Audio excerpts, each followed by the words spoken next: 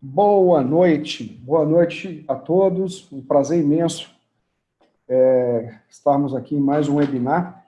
Dessa vez a gente vai tentar entender a lógica aí do mínimo produto viável tão utilizada nas startups, né? Bom, gente, primeiro vamos entender o que é esse danado do mínimo produto viável, né?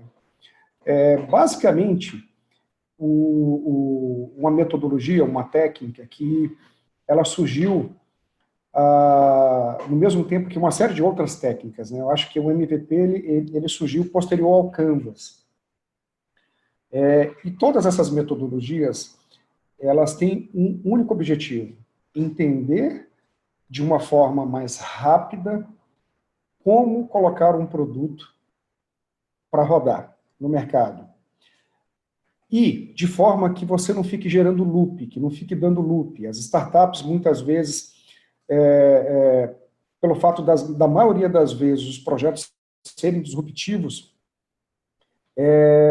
corre esse grande risco de você ficar dando loop no projeto e você não consegue lançar porque você acredita que nunca está satisfeito, que aquele projeto nunca está no ponto de ser lançado.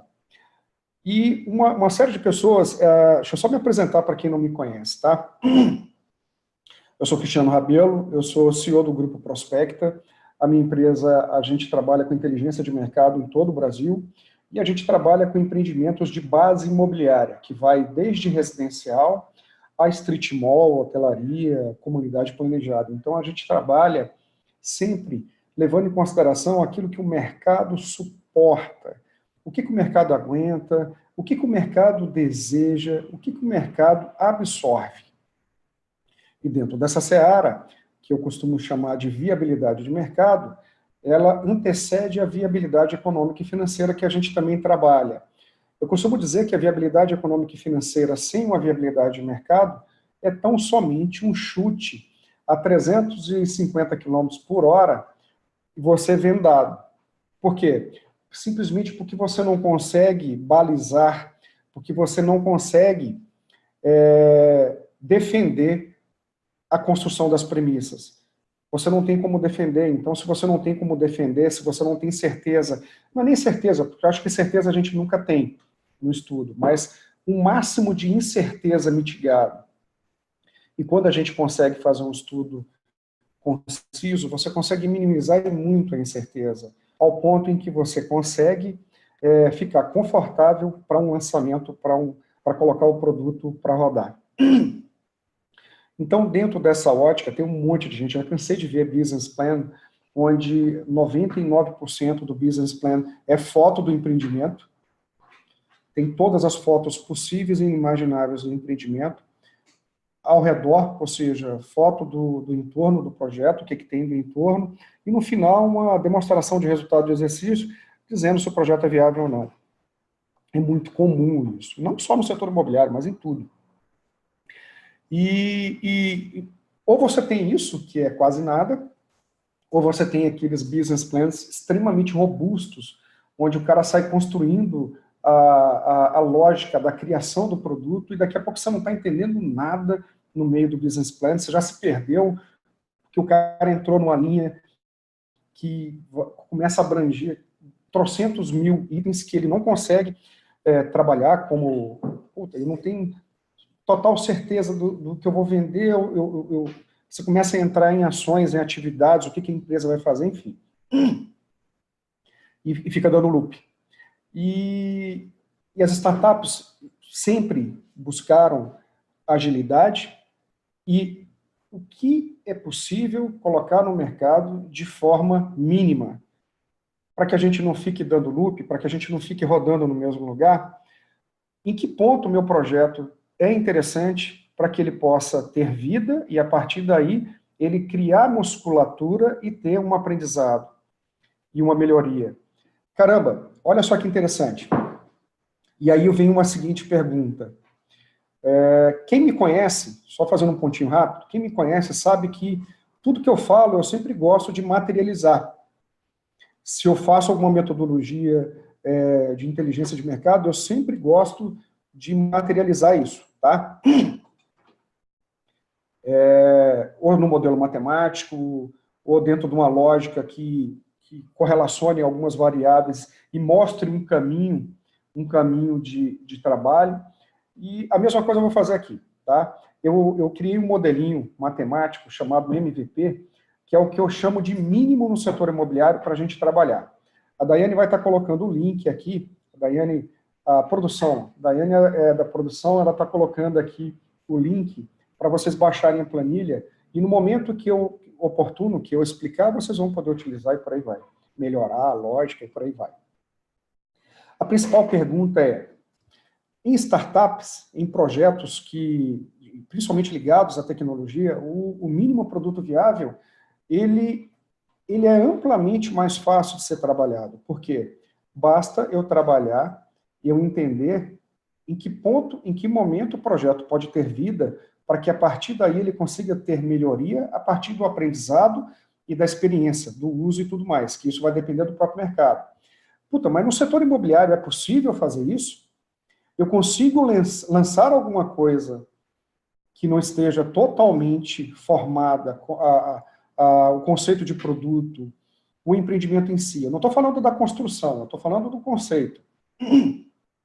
É possível eu lançar e, com o tempo, eu vou gerando maturidade, musculatura e vou modificando o produto?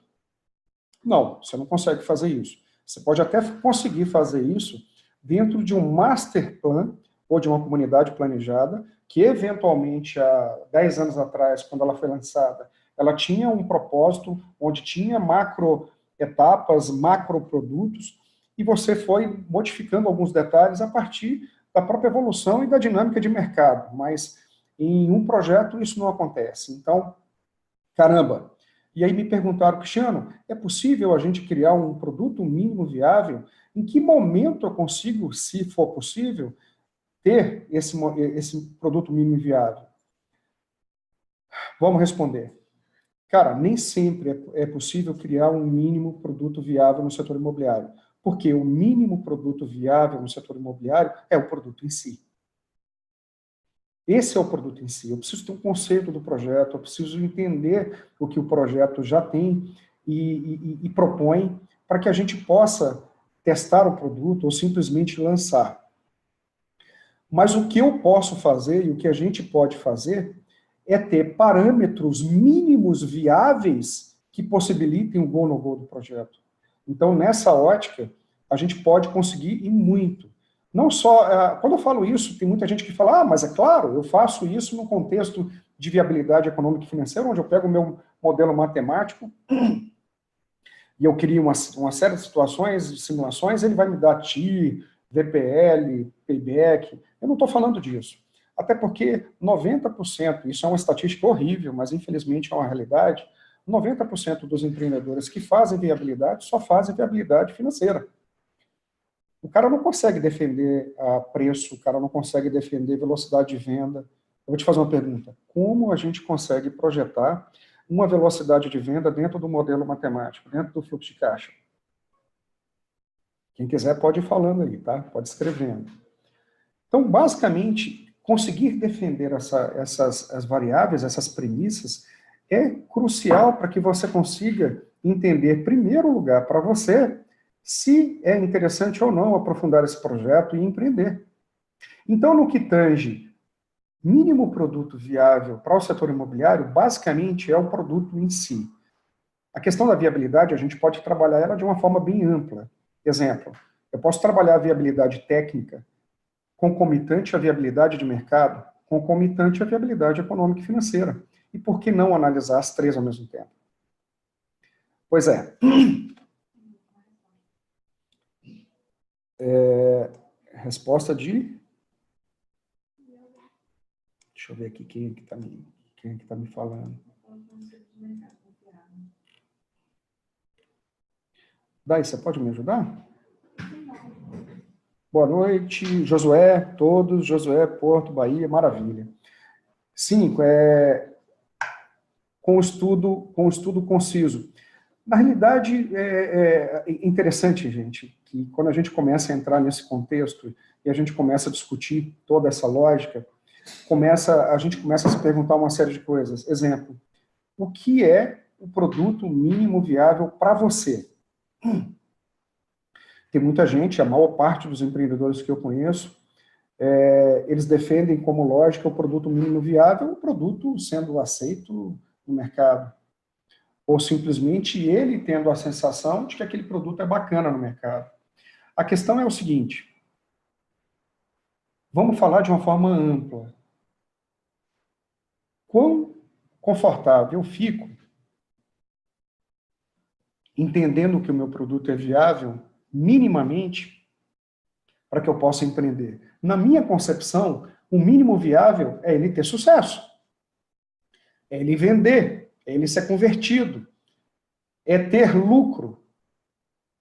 Eu posso até estabelecer que o mínimo disso é um lucro mediano, e abaixo disso eu não aceito, mas no mínimo é ele ter sucesso, no mínimo ele ter venda, no mínimo eu conseguir entregar, no mínimo eu conseguir arcar com o capital de giro, no mínimo eu conseguir arcar com a exposição de caixa, que é o capital de giro danado.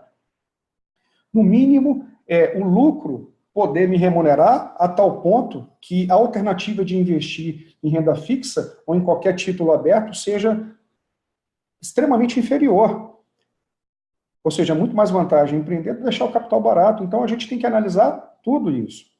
E quando a gente começa a analisar tudo isso, a gente começa a entrar, e a gente tem que tomar cuidado para a gente não ficar dando loop, porque tem trocentas mil pessoas que me perguntam, Cristiano, vamos aqui ainda voltar para o produto mínimo viável. É possível ser feito? É possível ser feito um produto mínimo viável, sim. No meu contexto, um produto mínimo viável é um produto que vende. E eu não vou entrar na seara aqui de que, por exemplo, qual a taxa de retorno que ele tem que dar. Cada um aqui vai ter um retorno diferente. Cada um vai ter uma premissa de retorno básico diferente. Mas eu tenho que falar, para mim, o mínimo que tem que dar é a mais daquilo que eu tenho como oportunidade. O quão a mais vai ser, cada um vai determinar conforme o risco e conforme o nível de sensibilidade e, sobretudo, o perfil de empreendedor. A Valéria da EMAIS, aqui, São José do Rio Preto. Ô, Valéria, tudo bom? Maravilha. Já é muito difícil desenhar a curva de venda de um produto tradicional. Como estimar a curva de venda de um produto inovador? Olha que bacana, cara. Primeiro, a gente tem que entender o mercado. Excelente pergunta. Primeiro, eu tenho que entender o mercado sobre 3 grandes temáticas. Viabilidade técnica, que é o que todo mundo faz, e viabilidade de mercado, onde pouca gente faz, e viabilidade financeira, que é o que bastante gente que já está dentro da seara de estudos, o cara vai lá e faz uma planilhazinha. A questão quais são as variáveis que eu devo entender desses 3 grandes temas e como eu devo trabalhar isso? Exemplo, como eu projeto de forma concisa a curva de venda do meu empreendimento? Existe uma maneira que você consegue ter um sentimento muito próximo da realidade, sobretudo, entender o nível de termômetro daquela região, simplesmente entendendo a intenção de compra espacializada no tempo. O que é isso?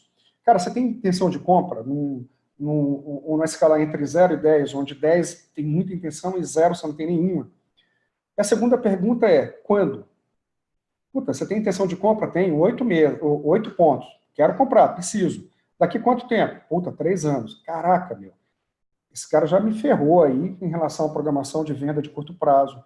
Eu estou vendo o que ele quer, mas muito provavelmente ele está endividado agora, ou está esperando casar, ou simplesmente o momento de comprar, de poder investir em função de um endividamento de longo prazo que ele já tenha, de um carro, enfim, ele só consegue comprar nesse período.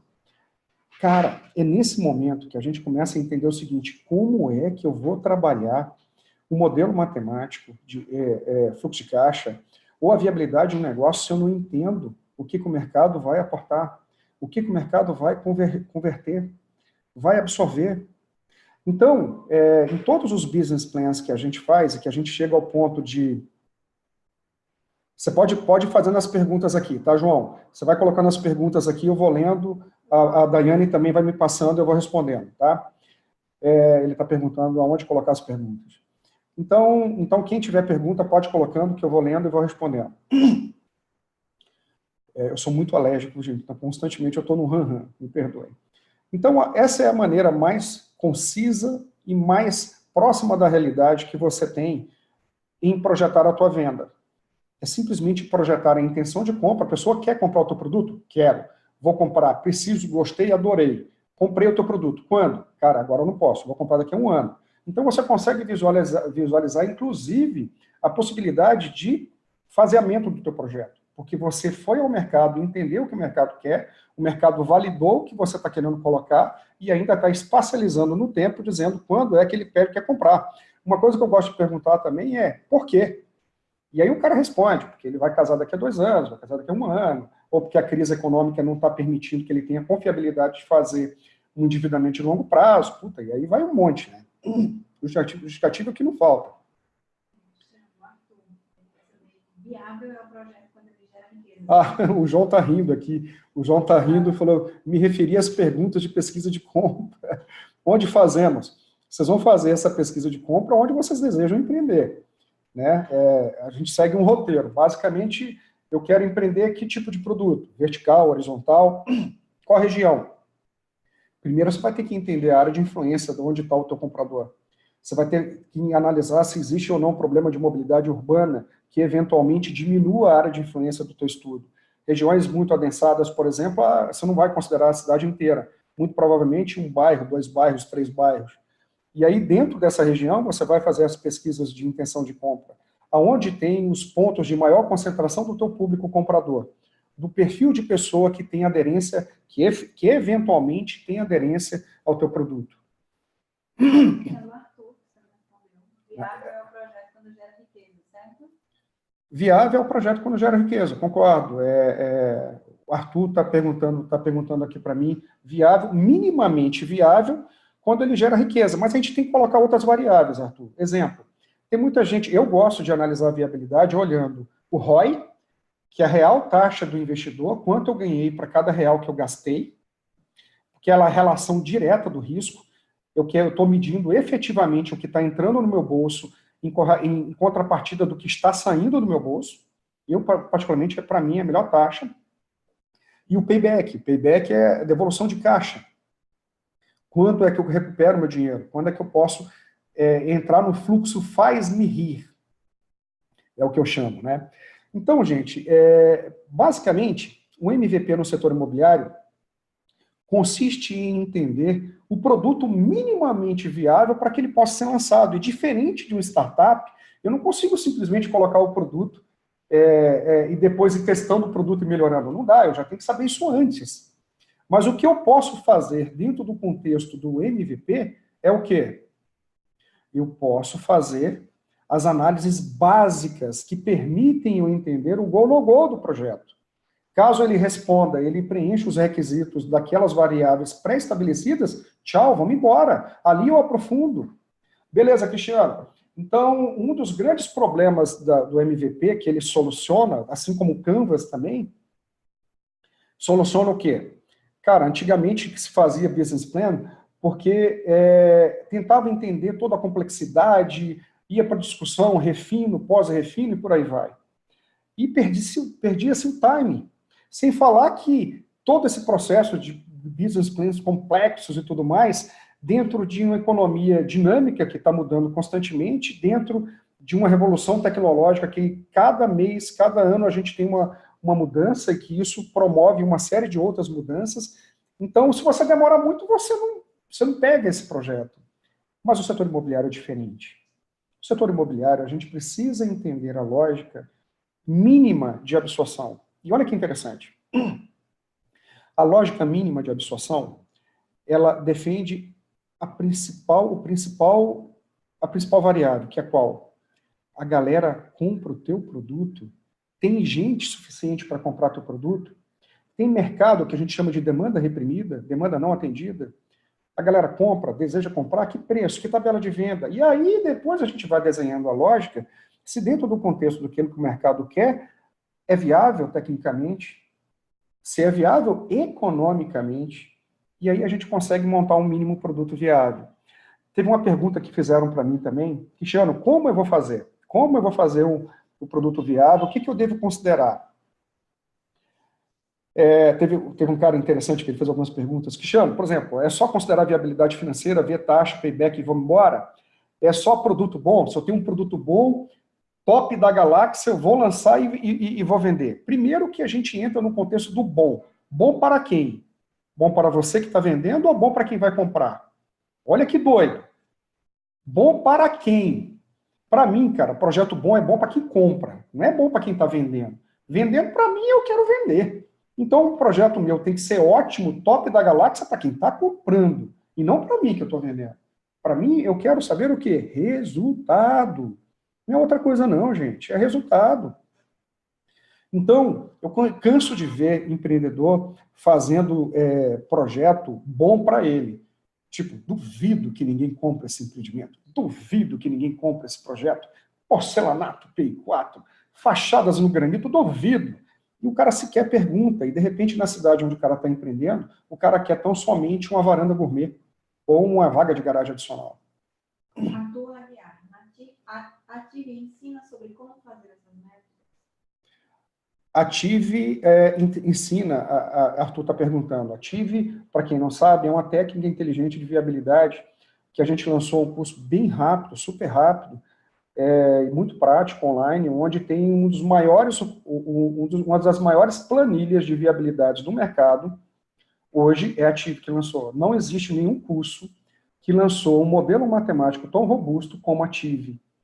E ela tem mais de 2 curvas de venda, trabalha Minha Casa Minha Vida, financiamento da produção, crowdfunding, equity, você pode botar 2 sócios, enfim. Quem tiver interesse depois, a Daiane vai colocar o link aqui, a galera olha lá, tem algumas amostras, enfim. Eu recomendo muito, hoje no mercado é o modelo matemático mais completo que tem. Mas não é só olhando a viabilidade financeira. Você tem que olhar tudo, entenda, é um passo a passo. Primeiro eu preciso saber o que o mercado quer. O que o mercado quer? O mercado compra o quê? A que valor? Com que velocidade de venda? Qual a quantidade? Posteriormente, eu vou ver se a viabilidade técnica, a legislação local, municipal, permite eu fazer aquilo que o mercado quer. E eu posso fazer isso concomitante. A viabilidade técnica, a viabilidade de mercado, ela pode ser feita concomitante. Show de bola. Posteriormente é que eu faço a viabilidade financeira. Ou seja, você pode pegar a Ative, que é o melhor modelo matemático do Brasil em relação a custo. Não tem. Tá? Eu sou professor da Fundação Getúlio Vargas também. Não existe nenhum modelo matemático feito como a gente fez e está colocando no mercado. Tá? Eu conheço todos os meus concorrentes. E mesmo tendo Ative, se você não tiver premissas sólidas e concisas, cara, não existe modelo matemático com inteligência artificial a ponto de dizer, meu irmão, essa venda está muito rápida, esse preço está bom demais, essa tabela de venda está fantástica. Não tem. O que você coloca dentro de um sistema ou dentro de um modelo matemático vira a tua verdade. E vira papel no final. Por isso que a gente tem que vir o quê? Para e passo. Passo a passo, entendendo o que fazer, como fazer, e minimamente o que fazer. Por isso, esse tema, como fazer um produto mínimo viável no setor imobiliário. Minimamente, ele precisa ser absorvido. Minimamente, ele precisa respeitar os critérios de go no go. Eu vou sugerir alguns, eu montei uma planilha, sugerir algumas coisas, mas nada impede de você depois modificar e tudo mais, tá? Perguntas, né? Jorge, sobre as colocações feitas há pouco sobre produtos inovadores, seria interessante, caso possa, colocar sua posição sobre o que efetivamente pode caracterizar um produto imobiliário como realmente inovador? Cara, adorei a tua pergunta. Olha só. A pergunta foi de? Jorge. Sobre produtos inovadores. Produtos inovadores, o que é realmente inovador no setor imobiliário? Fantástica a tua pergunta, cara. Olha que interessante. Por que eu digo isso? Eu costumo dizer nas minhas palestras, nos cursos que a gente faz, que inovar no setor imobiliário é fazer o básico. Como assim, Cristiano, fazer o básico? Diamante. É o Jorge Diamante. Puta, né? Esses caras são muito figura. Cara, ser disruptivo no setor imobiliário, eu sempre digo isso, é fazer o básico. Por que é o básico? É entender o que as pessoas querem. Porque aquilo que é disruptivo para mim pode ser diferente do que é disruptivo para você. Então, eu preciso entender o que é top da galáxia para quem está me comprando, para o mercado que tem potencial de compra. Às vezes, o top da galáxia do cara é simplesmente ter uma churrasqueira na varanda. É simplesmente ter uma banheira na suíte. Isso, para ele, é o top da galáxia. E tem muita gente que fala, não, vamos colocar aqui tomadas para carros. Na região nem tem essa tecnologia ainda. Embora a gente, no futuro, isso não vai estar muito longe. Mas hoje a gente não tem. Alguém vai pagar a conta. Quem vai pagar a conta? O cara que está comprando. Pergunta, você perguntou para ele se isso é importante? É isso que eu estou te falando, cara. É gastar energia aonde eu devo gastar energia. Se o cara está me dizendo que bonito é prédio azul calcinha, disruptivo será o prédio azul calcinha. Simples. Prédio azul calcinha, top da galera. Vai ser esse, cara. Esse é o prédio azul calcinha, vai ser o meu produto disruptivo. Entenda, disruptivo não é aquilo que todo mundo está falando ou que não existe ainda na região, no contexto imobiliário. Está atrelado muito na percepção de sonho da pessoa. O que ele quer e o que ele usaria, o que é fantástico para ele. Então, dentro dessa seara, a gente vai trabalhando, e como a gente leva em consideração a questão do fator cultura, gente, isso muda e muito. Aquilo que é importante para você numa região pode ser totalmente diferente para outra. Aqui do lado, a gente tem premissas diferentes daquilo que é importante um para o outro, em função da filosofia de vida, de cultura, de criação, de tudo. Imagine num bairro, numa cidade. Cara, isso muda e muda muito. Entender o que as pessoas querem é crucial, é simplesmente crucial. Tem aqui... Vai lá, Rodolfo. É possível fazer as pesquisas com base do IBGE para produtos Minha Casa Minha Vida em cidades pequenas? É possível fazer as pesquisas com a base de IBGE para produtos Minha Casa Minha Vida em cidades pequenas? Gente, eu sempre começo tangibilizando o mercado. Desculpe. Como assim, Cristiano, tangibilizando o mercado? Eu preciso começar de alguma maneira. Então, a gente é empresa de inteligência de mercado e a gente tem dados atualizados, nossos dados são de 2018, por projeções e pelas PNADs, enfim, a gente compra uma série de outros dados também. Eu consigo entender o tamanho daquele mercado e o perfil daquele mercado, em nível de bairro, em nível de setor censitário. Vocês que vão ter acesso a informações como o IBGE, nada impede, e eu sempre indico isso, cara, contrate um estatístico de quarto, quinto ano de faculdade. Esse cara minera muito bem os dados. Pede para ele pegar o banco de dados 2010 e atualizar pelas pesquisas nacionais de amostra domiciliar, que são as PNADs. E ele vai te dar um quê? Uma sensibilidade, ele vai te dar uma visão. Logicamente, não vai ser perfeita, mas diante daquilo que você eventualmente tenha, vai ser infinitamente melhor. Ponto. Nesse ponto a gente... E você já começa tendo noção de quê? De volume.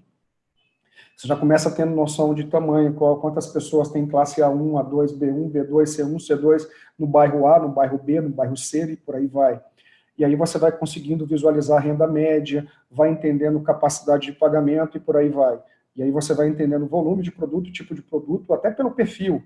Vamos supor, um perfil de adensamento domiciliar de 3 pessoas, e com a idade acima de 25 anos, você está vendo que é o quê? Um casal e um filho adolescente ou um filho adulto. Então, muito provavelmente, eu posso botar um produto de 2 quartos ou um produto de 1 quarto para o filho que eventualmente vai sair de casa já já. Bom, então isso é o quê? Eu vou construindo as minhas hipóteses. Eu vou construindo o quê? Os meus cenários. E vou validar no chão. Mas eu preciso começar de alguma coisa. Eu começo sempre por isso, que é o que a gente chama de dados secundários. Tá ok? E depois o Francisco do Rio Grande do Sul aqui é outro também. O Francisco é sócio da Prospecta já. Toda palestra o Francisco está. Depois reza para Nossa Senhora da Viabilidade. Se você não fez o estudo de mercado, tatua Nossa Senhora da Viabilidade aqui, meu irmão, todo dia se benze e se joga. E acredita que vai dar certo. Mas, enfim, a chance disso dar é muito ruim, né? Então, um produto viável, mínimo viável, pensando em custos para a empresa, seria fazer uma opção de compra do terreno e contratar um estudo mercadológico? Não. Produto mínimo viável é você ter quais são as variáveis críticas de sucesso que permitem você tomar a decisão de lançar o teu produto. No contexto técnico, o que é? Qual o tempo de aprovação de um projeto naquele município? Qual o custo de aprovação? O cara faz ou não faz a incorporação do dono do terreno? Qual o coeficiente de utilização do terreno? Coeficiente construtivo, que vai impactar nas minhas áreas privativas e por aí vai. E dentro de loteamento, na minha área loteável. E quando eu vou para mercado, tem mercado? Quanto que as pessoas podem pagar? Que tipo de produto? Quantos produtos eu posso lançar? Que tabela de venda? Que velocidade de venda projetar? E quando eu vou para o financeiro, aí eu vou estabelecendo aquilo que eu tomo decisão. Eu montei uma planilha para vocês com aquilo que eu tomo decisão. Posteriormente, se você quiser modificar, você modifica. Tá? Mais uma... É o Jean? Boa noite. Como parte da pesquisa de mercado, o que você acha de deixar materiais do empreendimento nas imobiliárias para os corretores apresentarem e entrarem em contato com os clientes e preencherem uma ficha de pré-cadastro, intenção de compra? Isso é uma atividade, tá? Ela não é exclusiva, ela é excludente, tipo, eu faço essa ou eu faço estudo de mercado. Eu, particularmente, adoro trabalhar front de imobiliária, adoro. Eu acho que se toda imobiliária soubesse da força que tem, seriam os mais ricos do setor imobiliário. Por que eu estou falando isso? Porque informação é tudo. Informação é tudo. Quando você pergunta para um imobiliário, ou até mesmo para uma empresa, a maior parte delas não sabe responder isso que eu vou falar. Tipo, por que você vendeu? Qual foi o fator crítico de sucesso que permitiu você vender? Sobretudo, por que você não vendeu? Então, vamos supor que eu tenha 1000 visitas no meu stand, converti 300. Beleza, esses 300 compraram por quê? Preço, localização, produto? E quem não comprou, sobretudo quem não comprou, que saiu de casa, que foi no teu stand, que chegou a visitar o teu projeto, que mostrou a intenção clara, porque ele está lá, por que ele não comprou? Você já se perguntou? Quem tem isso? Quem tem essa estatística? Pois é, cara. Então, isso eu acho que é uma atividade que você tem que fazer adicional, que é você testar o teu produto, que é você fazer Tem uma série de formas de atividades que a gente pode dar uma encorpada nisso, fazendo um evento, um pré-cadastro, enfim. Mas eu acho muito válido o front para testar a temperatura, para entender o que as pessoas querem, sobretudo aquilo que elas não querem. Técnicas é o que não faltam disso, né? Existem vários palestrantes, inclusive, muito bons, por sinal, que dão muitas dicas legais. Show de bola. Então, deixa eu seguir aqui o roteiro. O outro cara que me perguntou, Cristiano, então fazer um MVP, basta eu ter produto bom, localização boa. Gente, localização boa, sem vender, é um bonito estoque bem localizado. Já pararam para pensar? Eu canso de ver empreendedor pegando o terreno. Eu não podia deixar de pegar aquele terreno era fantástico, eu estou olhando aquele terreno há anos. Beleza, mas não tem mercado para tu vender. Aí tu vai, pega o terreno e empreende. E mesmo assim tu lança porque você acha que o empreendimento é foda, que o teu projeto é foda, e por ser foda ele vende. Show de bola. Aí você vai e não vende. Você vai e não vende. Simplesmente você... mas o terreno era ótimo. O culpado é quem? A crise? É crise econômica? Bicho, me desculpa. Gente, me desculpa, mas é impossível não falar isso. O culpado é você que não olhou isso antes. Entenda, a intenção de compra é uma coisa muito volátil. Isso está muito ligado a momento econômico, sobretudo esses disparates que a gente tem visto. A questão é, se eu tenho confiabilidade de mercado, nego, e a dinâmica econômica começou a rodar e começou a aquecer, a gente volta a comprar e volta a vender. O brasileiro ele é patrimonialista e a gente tem sorte disso.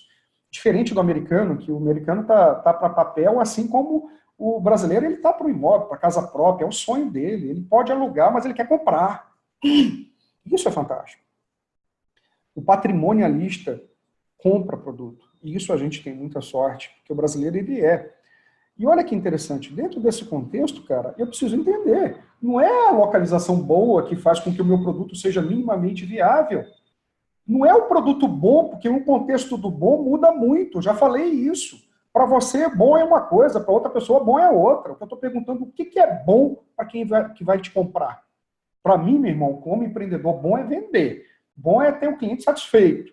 Bom é eu não ter capital, eu não ter exposição de caixa. Bom é eu não precisar de muito capital de giro. Isso para mim é ótimo, fantástico. E bom é vender, gente. Então, minimamente, o contexto de mínimo produto viável no setor imobiliário é quão seguro o meu projeto está para que possa ser lançado e absorvido. Porra, tem distorções, variações de desvio padrão. Porra, tem, mas aquilo eu vou aceitar.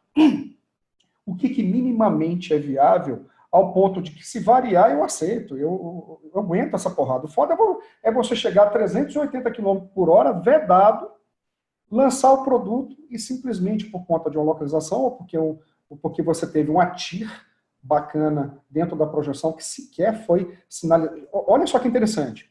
Fluxo de caixa é totalmente dependente de planejamento.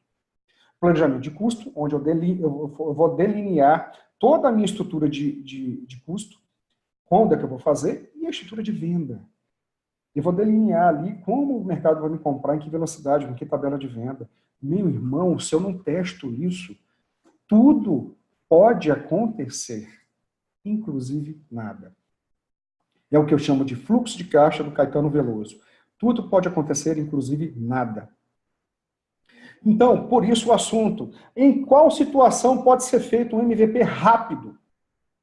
Cristiano, normalmente um estudo desse que eu considero, em 45 dias para empreendimento vertical, 60 dias, 90 dias para empreendimento horizontal, você consegue trabalhar tranquilo.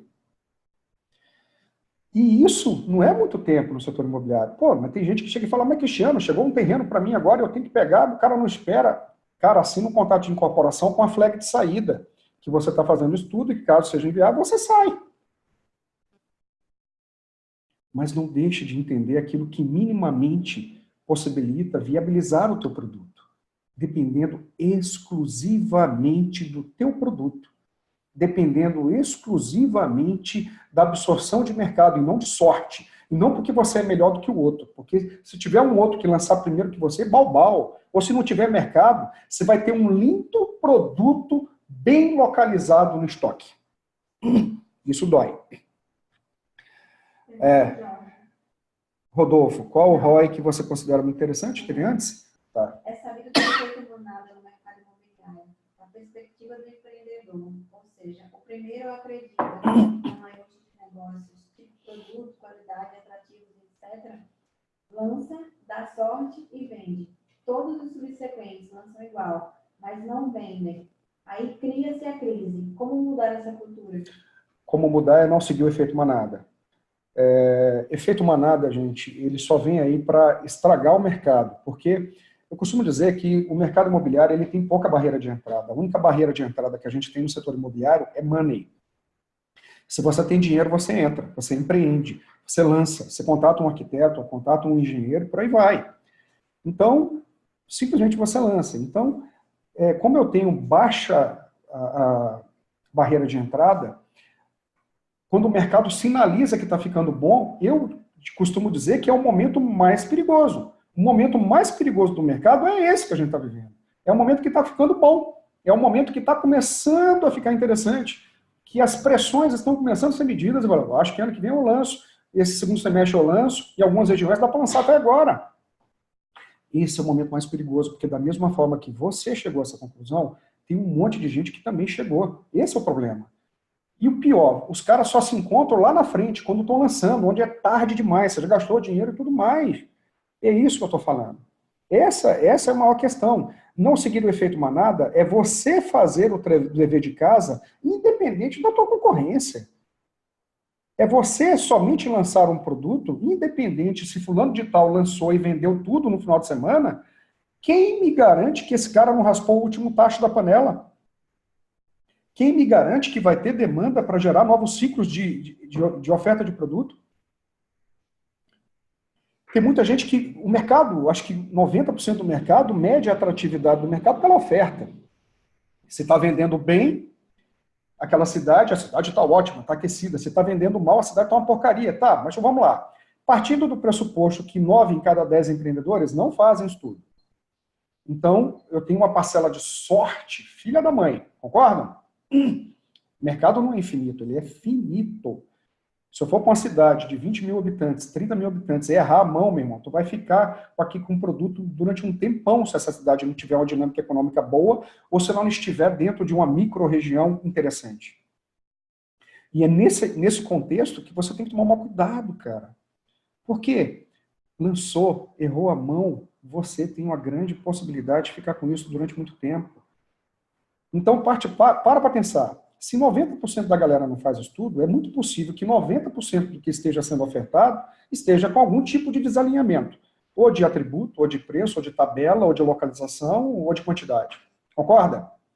Partindo dessa lógica, nego está vendendo, pô, vendeu, beleza. Quem me garante que dá para vender mais? Quem me garante se quem não está vendendo porque errou o produto? Eu já vi isso várias vezes. O cara errou preço, errou tabela de venda e não vendia. E a culpa era de todo mundo, mas ele só não parava para pensar que talvez fosse dele. Ou que ele tivesse uma grande parcela de culpa. E eu não estou querendo ser louco aqui, aloprado, dizendo que a crise de extratos não afetou a gente, afetou pra caraca. Mas acredita, cara, a maior parte dos problemas que eu tenho encontrado foi erro de mão. O cara errou a mão, errou a quantidade, errou o tipo de produto, errou o preço, errou a tabela de venda e por aí vai. Qual valor de ROI você considera muito interessante, Rodolfo? Rodolfo, valor de ROI. Cara, eu particularmente, ele tem que estar minimamente atrativo e a gente pode usar um benchmarking para isso. Um ROI de 20% ao ano, de 18%, vai depender muito do projeto, né? Líquido, eu acho muito bom. E aí você tem o ROI AVP. Inclusive, gente, no modelo matemático TIV, que a gente fala, eu tanto mostro o ROI nominal do projeto como o ROI nominal AVP. Desculpa, ROI nominal anual e o ROI AVP, que é justamente quanto está entrando no meu bolso, dividido por quanto está saindo do meu bolso. Então, você consegue relacionar com qualquer tipo de taxa e ver se está atrativo. Eu, particularmente, acima de 20% ao ano, muito interessante. Mas, a depender de alguns segmentos, principalmente vertical, acima de 15% ao ano, em alguns segmentos, não é tão ruim também. Tá? Isso vai depender do tipo de produto que você está trabalhando. Mais algum? Quando você faz um projeto maravilhoso e chega à conclusão que o produto... Gente, só fazer uma observação. Aqui a voz da Daiane está parecendo voz de locutora de rádio veludo. Rádio Veludo 97,8. Por favor, Daiane. Vou levar. Quando você faz um projeto maravilhoso e chega à conclusão que o produto mínimo viável deve ser vendido, deixando dinheiro na mesa, na primeira fase, fica a sensação de desvalorização do produto que foi criado. O que dizer aos investidores, Josué? Josué, essa questão de deixar dinheiro na mesa é muito relativa, porque quem estabeleceu o critério de preço teve algum parâmetro para definir quanto de dinheiro era? Entenda. Então, a gente tem que ter essa lógica, né? Se eu vou deixar dinheiro na mesa, porque o mercado só absorve um valor X, e que é diferente do valor que se imaginava, eu tenho duas opções. Ver se o valor X me dá viabilidade, me dá rentabilidade, me deixa um ROI bom, a ponto de eu chegar e falar, porra, eu não vou ter em nenhum lugar algo que me remunere a essa taxa. Vamos embora. Ah, não, mas calma lá, eu vou deixar dinheiro na mesa porque aqui eu poderia vender isso. Primeiro, quem disse isso? Segundo, você não poderia vender nada, porque se você botar esse preço, você não vai vender, então você não vende. Meu irmão, uma coisa a gente tem que parar para pensar. Uma coisa é quanto eu acho que vale, outra coisa é quanto eu vendo. Esse quanto eu acho que vale é uma coisa minha. Eu tenho que pensar o seguinte, esse projeto é interessante, levando em consideração o que o mercado absorve. Se não for interessante, eu não lanço. Simplesmente. Puta, estou deixando muito dinheiro na mesa. Não faz sentido. Porque aqui eu consigo vender em outra ocasião, quando estiver numa temperatura melhor, eu consigo vender melhor. Pronto, é uma decisão. Respondeu ao teu critério. Mas a questão é, eu nunca vou conseguir botar algo melhor do que isso aqui. Mas eu achava que dava para vender melhor. Irmão, esqueça esse negócio de achar. Corta isso do teu dicionário. Tira o achar, o achando, o achei, o achou. Tire isso. Setor imobiliário não cabe achar. Setor imobiliário eu tenho que ter o máximo de certeza possível. Certeza eu nunca terei, ninguém tem. Nem casando com a filha da mãe de Ná. Então eu tenho que entender o seguinte, o que a Daiane aqui está rindo, porque eu chamei ela de voz aveludada, Aquelas promotoras de venda que entram falando do pacote do Faustão, né, já ela vai falar aqui de uma outra promoção. Bom, então, cara, não dá. Tipo, interessante é o que o mercado absorve. O que o mercado absorve cobre os teus pré-requisitos de viabilidade, seja de ROI, seja de payback, de devolução de capital, seja de técnica. Eu vou te dar um exemplo. Eu acho que isso responde à tua pergunta, Josué. Eu vou pegar um terreno e esse terreno eu posso construir 10 andares. O mercado na região só absorve 8. Então eu estou deixando 2 andares na mesa.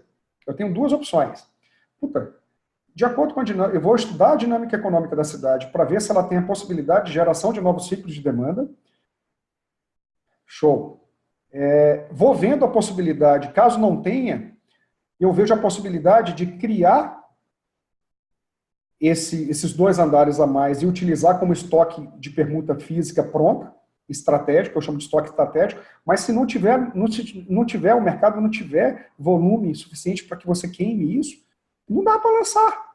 Aí o que você tem que fazer? Viabilidade com 8 andares para ver se passa, se te dá riqueza, se gera riqueza, e por aí vai. Entende? Então, ou você assume, vou fazer 10. Pô, fazendo 10 ainda dá lucro e tudo, eu fico aqui para vender, tipo, faz-me rir, é o que entrar é lucro, beleza. Mas se eu vou ter muito mais dinheiro com 8, você tem que parar para pensar. Tem que analisar o valor patrimonial daquilo que vai ficar excedente com o resultado econômico, financeiro, operacional daquilo que você está vendendo. E se o mercado tem a possibilidade de geração de novos ciclos de demanda? Se tem, você vai tomando outra decisão. Mas aí você vai o quê? Analisar cenários. Tá? Daiane? Cristiano, e a questão do preço? Meu produto fica minimamente viável com qualquer distância ao preço da concorrência? Eu não estou interessado no que a concorrência está vendendo. Eu olho o que a concorrência está vendendo, para saber aquilo que ela está atendendo da demanda. Observe, se a demanda está dizendo que gosta disso, eu quero olhar a oferta para saber se ele está atendendo isso. O que os caras estão fazendo que está atendendo a demanda? Então, dentro daquela seara de desejos, necessidades, anseios, preço, capacidade de compra, a oferta está atendendo essa galera? Então, eu sempre olho a oferta para ver o quê? Performance, sobretudo, de atendimento da demanda reprimida. Show. Mas preço, cara, eu sempre balizo pela capacidade de endividamento de quem vai te comprar.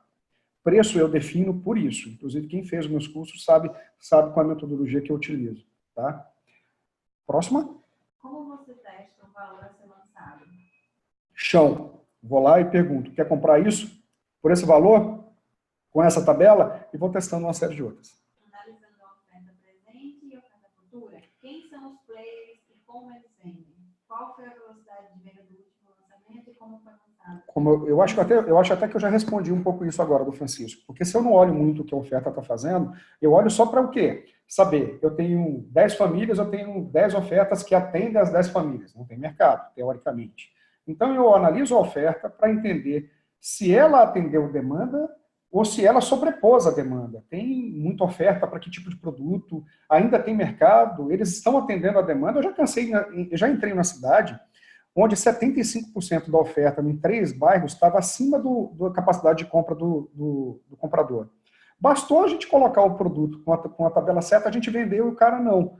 E o cara não entendeu, porque ele já estava 6 meses na frente da gente. E a gente vendeu. Então, tipo, preço, comprador. Acabou? Pronto. Gente, agora eu vou mostrar... então, rapidamente, Cristiano, é possível fazer um MVP rápido? Sim. Quando eu empreendo somente na região de Campinas, exemplo. Se eu empreendo somente em 2 ou 1 município só, se você faz um estudo, um levantamento do município por bairro, você já tem o quê? A variável mercado. Você vai analisar a variável técnica do terreno, conforme você está captando, e depois fica mais rápido, porque você já entendeu a dinâmica econômica da cidade, você já entendeu a dinâmica do... Estou ligando o ar aqui, que as meninas não... Estava ligado? Então liga aí, gente, que eu acho que estava em 75 graus. Eu acho que é a luz aqui em cima de mim. Então eu estava onde, Daiane? Desligava. Pronto, se desligar vai ficar um escuraço, né? Então, É possível com seu familiar? Pronto, é possível sim. Como? Eu preciso entender a região onde eu estou. Entender, gente, não consiste simplesmente em viver na região e empreender na região, não, tá? Consiste em ter dados, ter um mercado na mão, saber quantas pessoas, quantas famílias, capacidade de renda, o que as pessoas estão comprando, por que elas estão comprando, o que elas querem, o que elas não querem. Então, quando eu já consigo entender essa lógica dentro da região onde eu empreendo, fazer um MVP de qualquer terreno que chegue é muito mais rápido. Você faz isso entendendo simplesmente as premissas técnicas do terreno, com eficiente de aproveitamento, e você já consegue desenhar uma viabilidade no fluxo de caixa rapidinho. Então, o que eu estou batendo nesse webinar é produto mínimo viável. É o quê? Minimamente viável ao ponto em que eu tenha condições de lançar esse produto e ele ser absorvido pelo mercado, me gerando riqueza. Gerando riqueza. Tá ótimo. Me gerando riqueza. Ótimo, obrigado, Lori. Lori cuidou para que tudo estivesse geladinho. Maravilha. Eu vou mostrar agora, Cristiano, como fazer, né? Tipo, qual o mínimo do setor imobiliário, como fazer essa viabilidade. Vou mostrar aqui uma planta, todo mundo sabe, inclusive o Paulo Toledo da CIA, que a gente faz um curso junto de inteligência comercial, vive dizendo que o meu mundo acaba sempre na matemática. Na realidade, não tem como, na minha cabeça, eu falar sobre algo sem mostrar. Nem permitir que vocês tenham ideias que possam medir, que possam... Puta, como é que a gente vai tornar essa parada prática? E foi assim que eu construí, por exemplo, a TIV, que é a que a Daiane mostrou. Quem tiver curiosidade, olha lá. Quem tiver trabalhando com loteamento, teve até uma pergunta agora. Cristiano, trabalha com loteamento, posso trabalhar com a TIV? Cara, a TIV você pode. O que vai modificar, na realidade, é que no quadro diário, ao invés de apartamento, você vai botar lote. E o custo, você não vai usar NBR 12721, que é CUB. Você vai usar o custo de construção geral lá da infraestrutura. E, enfim, mas tá bem bacaninha. Eu vou mostrar agora o modelinho que eu chamei de MVP para o setor imobiliário. Então, vocês já devem ter baixado, já devem ter, do jeito que eu conheço um monte de gente curiosa, já deve ter nego detonado fórmula, inclusive. Né? Eu sempre brinco, eu digo que em todo curso que eu faço tem o sabotador. O sabotador é aquele cara que apaga, que detona uma fórmula antes de eu explicar. Como eu não travo nada, né? Então vamos lá. Eu vou abrir aqui. A Daiane está colocando de novo. Daiane, você pode repetir, por favor, o que você está fazendo?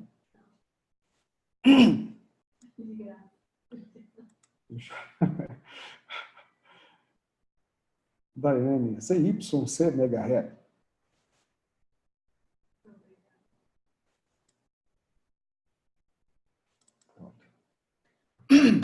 Vou abrir aqui.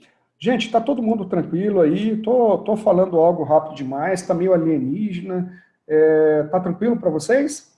Por favor, gente, quem já fez curso comigo, pode dizer aí, eu.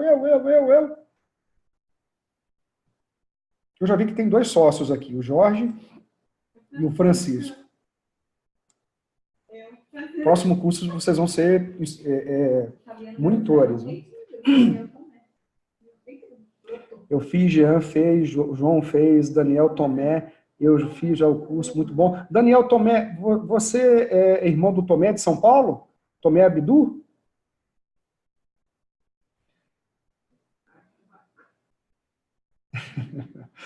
Teve bastante. Raimundo já fez. Não, era da turma Diamante.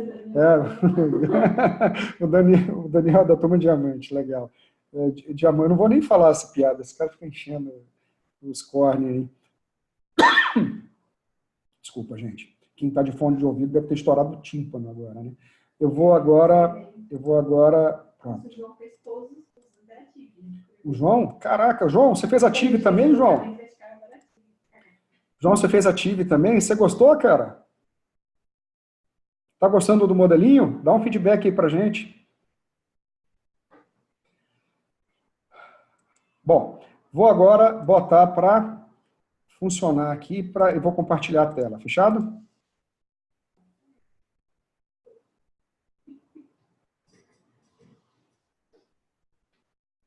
Vamos lá, vamos lá. Daiane. Ah, não, pronto. Já achei, Dai. Já achei. Daiane, você pode mostrar aqui, Dai, por favor? Eu só queria vou mostrar a Daiane aqui para vocês. Pronto. Tudo certo? Todo mundo está enxergando a planilha agora? Daiane, está enxergando? Operações especiais. Daiane, pronto. Daiane acabou. Tudo certo. Vamos lá. Gente, eu tenho aqui uma planilha que eu chamo de mínimo produto viável. Aqui eu tenho um projeto XYZ.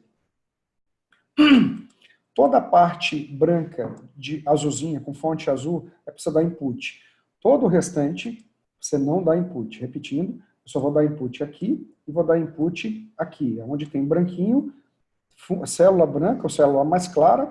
Tem algum daltônico aqui? Enfim, o que tiver mais claro aqui é branquinha. E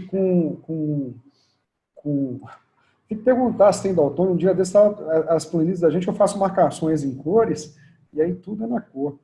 E a fonte azul. Para quem for daltônico, é o mais clarinho, é input. Tá? Então, olha só, eu separei três temas. O básico que eu preciso olhar, tá? E aí, depois, quem quiser, vai modificando. Eu separei, eu quero analisar viabilidade técnica, e eu botei tempo de aprovação, custo de aprovação e potencial construtivo. Tempo de aprovação, quanto mais tempo for demorado a legislação naquela região, mais vai impactar na minha viabilidade. Né? Mais vai impactar, deixa eu tirar aqui, né? Tá todo mundo vendo aqui. Todo mundo enxergando a planilha? Todo mundo está vendo aqui. Tá? Daiane? Então, eu tenho tempo de aprovação, um projeto que demora muito a aprovar, cara. Esse projeto ele me quebra as pernas, eu posso perder o time do mercado. Custo de aprovação e potencial construtivo. Se for para loteamento, eu vou botar o potencial loteável. Então, quanto mais uso eu puder fazer, melhor. Então, ele passa os meus requisitos de viabilidade técnica. Ah, Cristiano, eu tenho outras variáveis que eu queria acrescentar, que eu queria mudar. Mude, fique à vontade, pode mudar. Finalizando o webinar, tu muda. Isso aqui é uma ideia que eu criei para a gente trabalhar nessa lógica. Viabilidade financeira, eu botei ROI, retorno sobre investimento. Cara, essa é a melhor taxa de retorno. Quem quiser depois, vai lá no LinkedIn e procura um artigo que eu coloquei, que é Eu Odeio a TIR. Eu odeio a TIR. A TIR, para mim, ela camufla uma porrada de coisa sem falar que a Excel não consegue calcular ela. Calcula errado. Então, para mim, a melhor taxa de retorno é a taxa de retorno direta. Quanto eu ganhei para cada real que eu gastei. Lucratividade e payback. Então, o ROI, ele já mede quanto eu ganhei por quanto eu gastei, ou seja, lucro sob exposição de caixa. Então, por isso eu anexei as duas. Eu poderia botar também, eu quero ver isoladamente a exposição de caixa. Posso. Então, aqui é uma ideia. Você vai colocando aquilo ali, vai repetindo e copiando aqui as fórmulas. Payback é tempo de devolução de capital. E na viabilidade de mercado, eu botei intenção de compra, que normalmente eu vario ela de 0 a 10, de 1 a 10, quanto menor a intenção, quanto maior o número, maior a intenção de compra. E a quantidade de demanda por oferta, que é o que eu chamo de absorção. O ideal é que eu tenha o máximo número de famílias por cada oferta no mercado, inclusive a minha, concordam? Quanto maior esse número, mais margem eu vou ter para trabalhar, mais conforto eu vou ter para trabalhar uma possível crise, uma possível volatilidade de intenção de compra e por aí vai. Então, aqui é o meu painel de input. Essas são as variáveis que eu vou ler e aqui eu vou dar o resultado delas. Exemplo, automaticamente, observe, tudo que está aqui é fórmula, que não for branquinho com a célula azul, é fórmula. Tudo é fórmula. Somente eu vou dar input na coluna de resultado e do peso.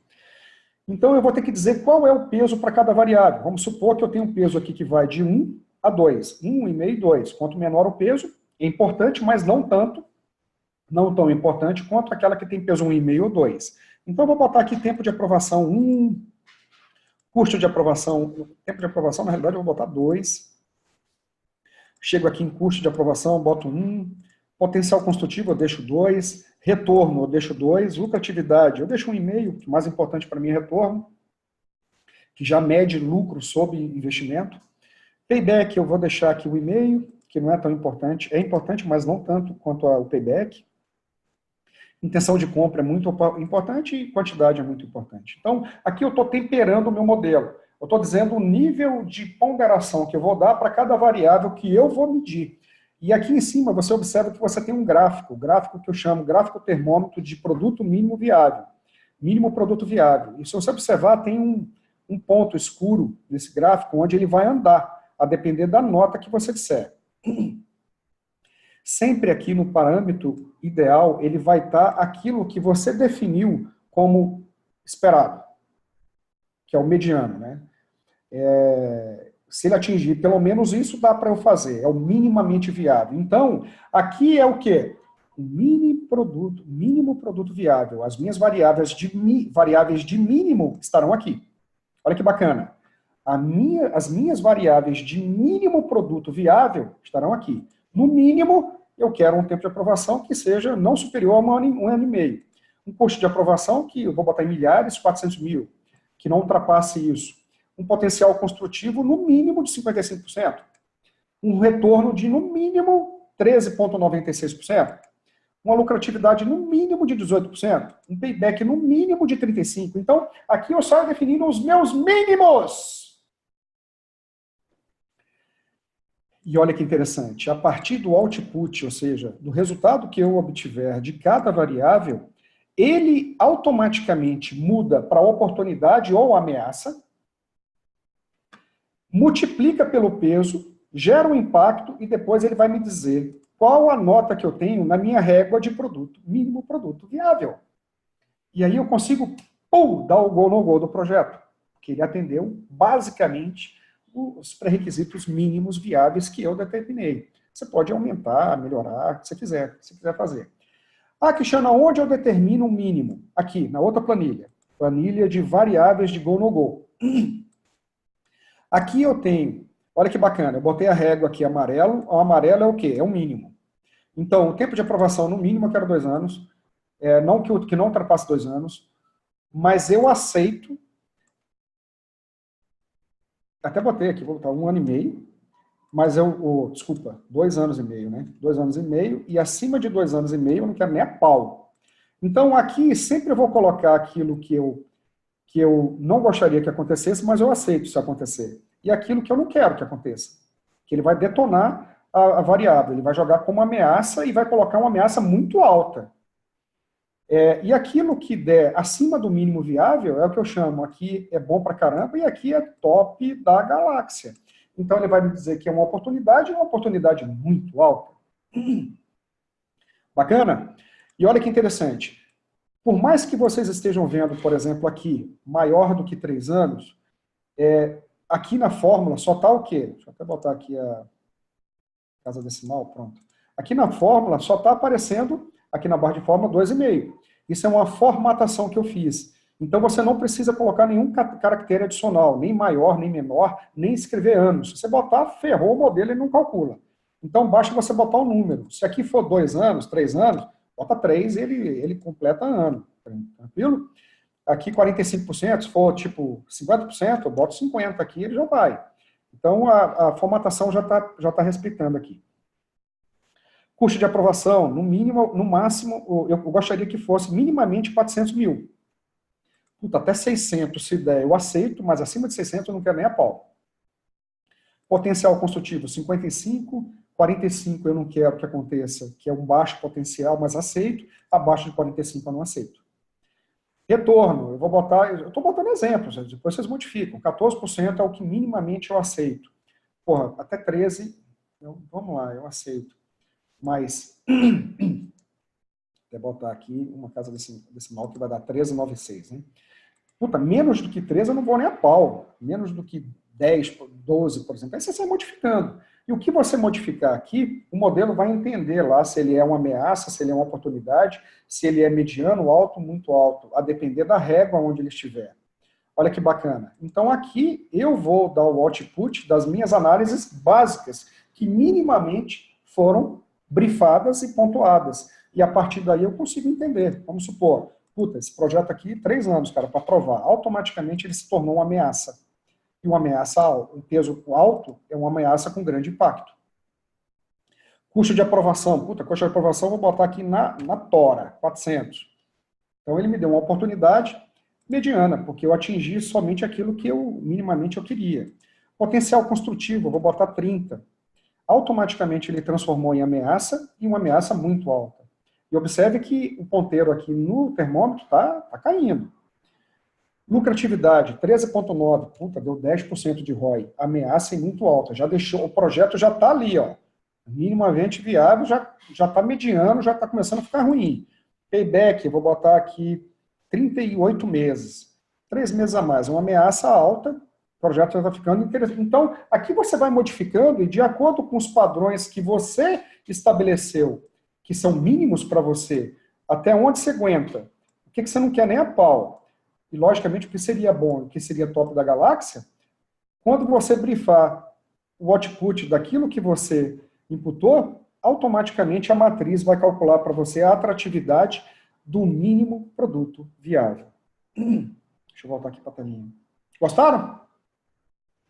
Legal? Quem gostou, dá um dedinho assim, assim, joia, tá? Brifar aí, que tem cara safado aí nesse grupo, que se brincar vai tirar uma onda.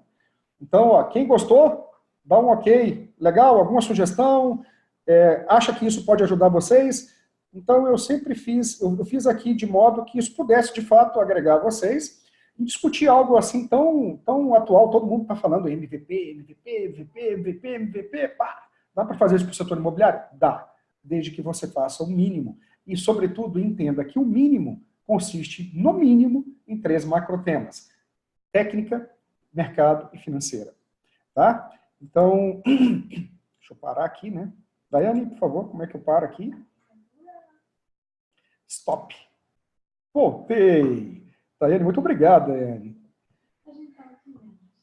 Muito obrigado. Jorge, Francisco, muito bom. Beleza. Bom, galera, espero que vocês tenham gostado. Aguardo vocês no próximo webinar. O mês que vem a gente está fazendo outro assunto bacana. Ative, para quem tiver interesse, gente, eu não deixaria, vou até mostrar aqui rapidamente, para quem quiser, 2 minutinhos, quem quiser ver um modelo matemático da Ative, deixa eu explicar aqui. O que foi, Daiane?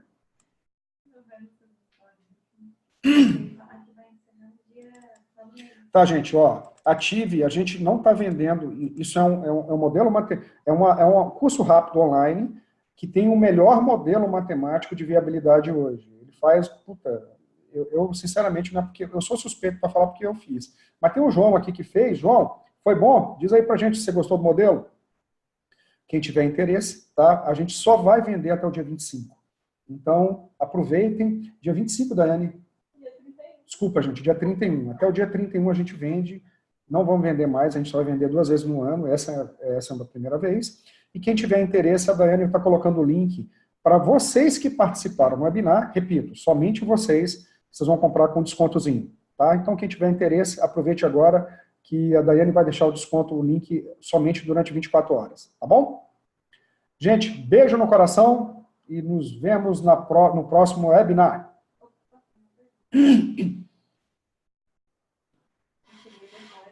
Prestamos serviço, sim, de moda antiga. Tem alguém que fez uma pergunta aqui, se a gente faz porta a porta, a gente faz grupo focal, a gente faz todo e qualquer tipo de pesquisa de mercado. Tá? Se quiser, depois, entre em contato com a gente. Daiane, bota o seu e-mail aí e a Daiane vai drenando para a gente. Tá bom?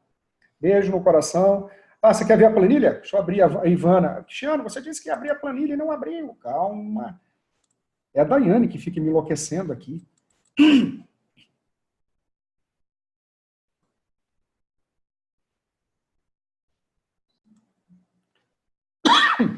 Gente, essa planilha que eu mostrei, a Daiane já colocou o link. Quem entrou agora de supetão, ela vai mandar no e-mail de todo mundo a planilhazinha que eu acabei de mostrar. Tranquilo? Deixa eu só abrir aqui. Pronto. Eu vou botar aqui de novo, novamente. Vou botar aqui para compartilhar. E vou mostrar aqui em 5 minutos, não mais do que isso, tá, gente? Até para não tomar mais o tempo de vocês. Quem tiver interesse, olha. Essa é a Ative. Todo mundo vendo? Daiane? Lorena? Daiane? Sim. Bom, aqui eu tenho a parte de premissas do modelo. Quadro de área, onde eu vou dizer... Eu tenho 2 curvas de venda nesse modelo, que é muito bacana. Eu posso fazer uma venda para financiamento bancário e uma venda para financiamento tabela direta. Tem gente que está utilizando uma venda tabela direta e uma venda só para investidor com preço menor. Você pode trabalhar também, ela tem velocidades diferentes, é bem legal. Aqui eu tenho uma estrutura de permuta, que ele está bem mais encorpado, eu tenho permuta física no local, permuta física fora do empreendimento, permuta física no local e fora do empreendimento já pronta, que é o que a gente vê, a questão do impacto da barganha, né, da barganha na compra, pagamento do terreno, permuta física e pagamento do terreno, e permuta financeira, que é a participação societária. Depois a gente tem a parte de curva de obra, onde a gente trabalha, quem trabalha com loteamento, por exemplo, pode botar o custo da infraestrutura direto aqui, e já desenhar a curva, não tem problema algum. E a vantagem é que o cara pode, inclusive, fazer uma viabilidade híbrida, fazendo uma viabilidade de construção com infraestrutura, que é legal, o modelo permite. Aqui o cara bota as áreas comuns do prédio, calcula, faz o custo CUB ajustado. Esse modelo o cara vai desenhar quando ele começa a engenharia, quando ele termina, que é a curva de obra, e ainda tem a possibilidade de inflacionar o custo. Em projeto, eu não gosto de trabalhar inflação em fluxo de caixa, mas em projetos ligados a algumas categorias do Minha Casa Minha Vida, você não tem atualização monetária do VGV. Então, eu tenho que jogar a inflação somente o quê? No custo. Quanto mais tempo eu demorar, mais margem eu vou perder, caso tenha inflação. Então, eu posso estressar isso aqui, botando inflação somente no custo de obra. Curva de venda, eu tenho aqui 4 tipos de tabelas mensais, e eu tenho percentual de entrada, se eu parcelo a entrada, mensais, semestrais, anuais, o que vai ser financiado. E o que for mensal, eu tenho 4 tipos. Eu consigo trabalhar pro soluto, ou seja, eu financio, eu preciso encerrar todos os meus recebíveis até entregar para o banco. Se eu botar aqui término fixo, ele termina. Se eu botar término variável, ele carrega isso até o final, né? Ele carrega isso até o final. Show de bola. Depois eu tenho a outra curva, a curva de venda tabela direta, que eu posso usar para investidor. Isso aqui no curso tudo eu explico detalhadamente, tudo mais. Inclusive a gente tem tudo, o cara vai ficar com esse ativo. Todos os meus custos e despesas eu tenho aqui, tudo. E sempre eu vou dizer o custo e o cronograma de desembolso, como é que eu gasto isso, né? Eu tenho o efeito da permuta externa, eu tenho que vai gerar barganha, aqui eu calculo isso. Eu tenho a possibilidade, inclusive, de calcular o custo de recebimento de imóveis como parte de pagamento, e aí eu vou dizer se eu vou bitributar ou bicorretar, isso tem que entrar na minha viabilidade, se isso for algo comum dentro da tua região. Aqui eu vou trabalhar taxas, impostos, seguros, se tiver, que tipo de regime tributário. Aqui eu vou trabalhar securitização, qual curva eu securitizo, como eu construo o custo médio ponderado de capital, o custo de capital do acionista, aqui embaixo, e como eu faço o meu CAPOND, o custo médio ponderado de capital. Aqui eu posso fazer uma sociedade, o modelo aguenta até 2 sócios, eu posso dizer quem participa do quê, por nível de custo e receita. Então eu posso deixar isso muito bem distribuído. Aqui eu tenho as premissas de captação de recursos, eu tenho crowdfunding, onde eu vou trabalhar a possibilidade de pagar uma valorização prevista, uma TMA, e aí eu vou ver o impacto do crowdfunding.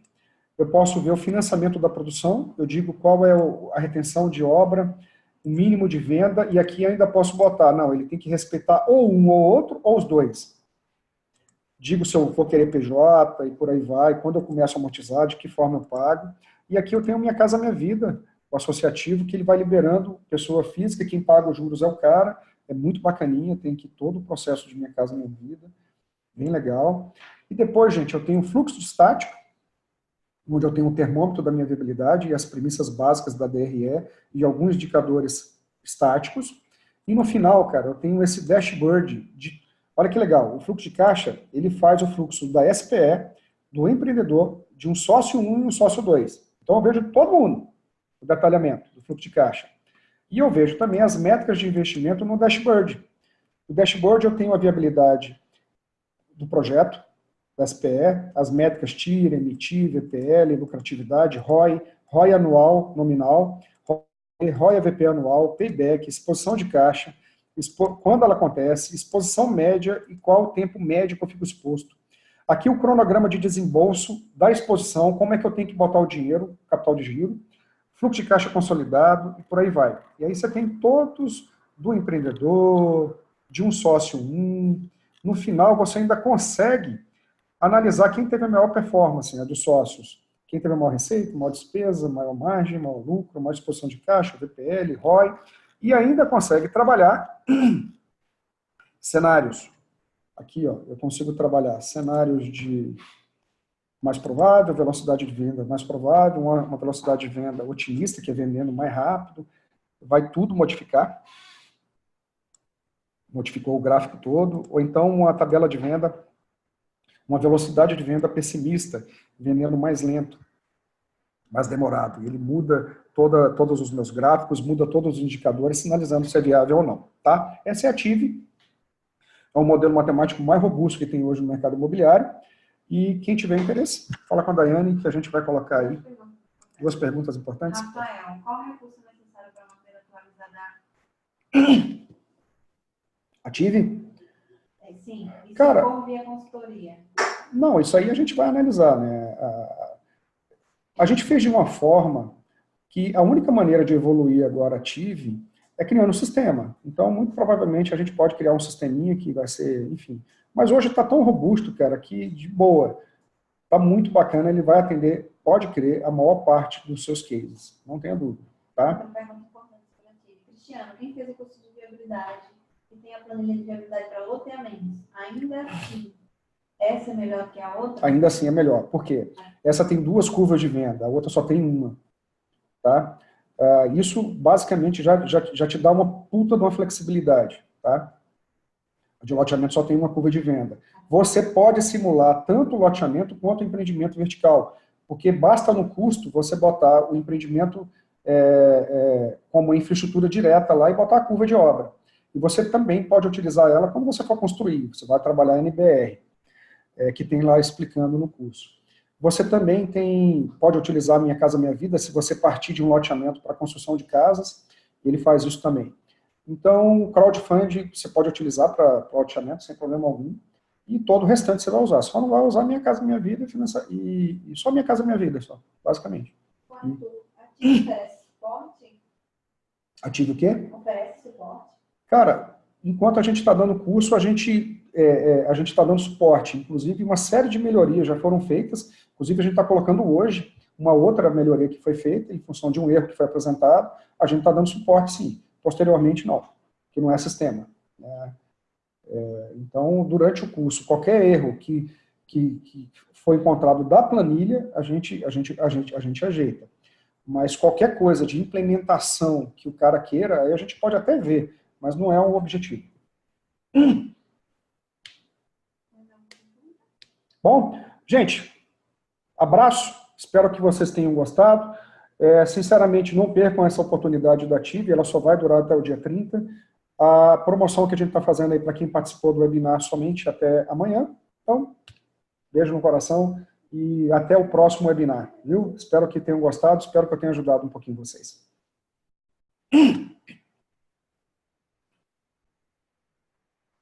Arthur, suporte que fala, dúvidas, explicações sobre a utilização. Isso tem no curso, tá? Você vai ter tudo isso. Tem 2 horas de explicação do modelo. Não é só planilha não, Arthur. Você vai ter lá 4 horas de aula, das quais 2 horas e 20 é só explicando o modelo, e tem mais 2 horas, que na realidade são 6 horas, tem mais 2 horas só explicando, acho que 12 ou 14 cases. Então, puta, tá todo mundo gostando muito, tá?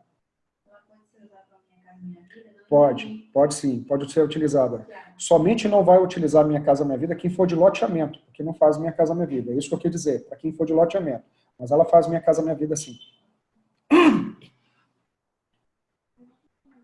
Alguma pergunta mais?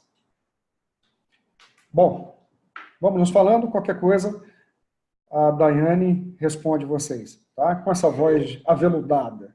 Um abraço, um beijo no coração, um abraço em todos e vamos nos falando. Até o próximo webinar.